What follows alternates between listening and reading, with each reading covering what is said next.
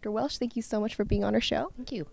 So first and foremost, for those of us who have no idea what gamification is, what is gamification?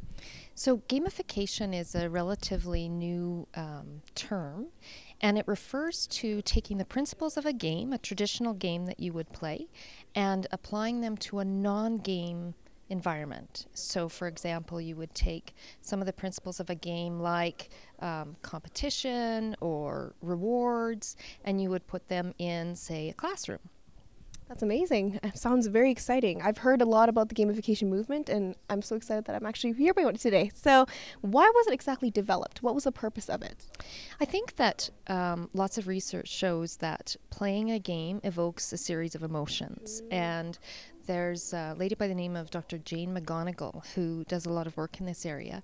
And she's convinced we can solve a lot of the problems in the world through gaming and gamification strategies. So the concept came as a way to ensure that we evoked positive emotions in different environments, or at least used it to our advantage in those environments. Well, positive emotions, that's awesome, especially with the high number of bullying in schools. That's wonderful. So as new teachers or future teachers, how can we actually incorporate gamification or start gamification in their classroom? So we're doing some cool work in this area in the Faculty of Education in one of our courses. And we started really small. So we decided that we would have a semester-long game where we reward students for certain behaviors that we want to see in the game. So, or certain behaviors that we want to see in the class. So in the class environment, we want students to participate. So students can earn points by participating in the class. So we basically made a list of all the behaviors we wanted students to show in the class, and then we assigned points to those behaviors, and there's levels and rewards for students as they participate. Wow, that's amazing. And I know the red chair sessions are one of them. They are. If students come to any of our workshops on a variety of technologies, they can get points each time they come. And the end goal for students is that they can reduce their lowest mark and things like that. So students are highly motivated to participate in the game, even though it's not a big cash prize at the end. Lots of students are playing just to get their individual points and also boost their team points. So there's a team element as well. Absolutely, that is awesome. And if you want to know a little bit more about gamification, where should we go? Who should we talk to? So you can certainly come to EdTech Services to learn about gamification in the classroom and learn more about the work we're doing. We're trying to build the games so that they can be applicable to any particular course. So we're trying to make them, I guess, course neutral. You could go on Twitter and use the hashtag gamification and see lots of Dr. Jane McGonigal and lots of research in the area. There's also a site called gamification.org, and it has examples of games being used specifically in education. Well, thank you so much. That is wonderful. I'm so excited for the gamification movement. Are you? I certainly am. Thank you so much. Thank you.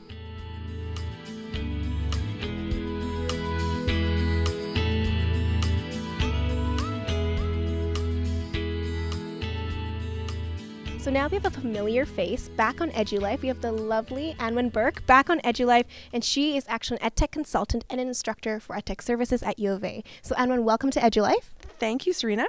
And what is educational technology, tying it right back into gamification?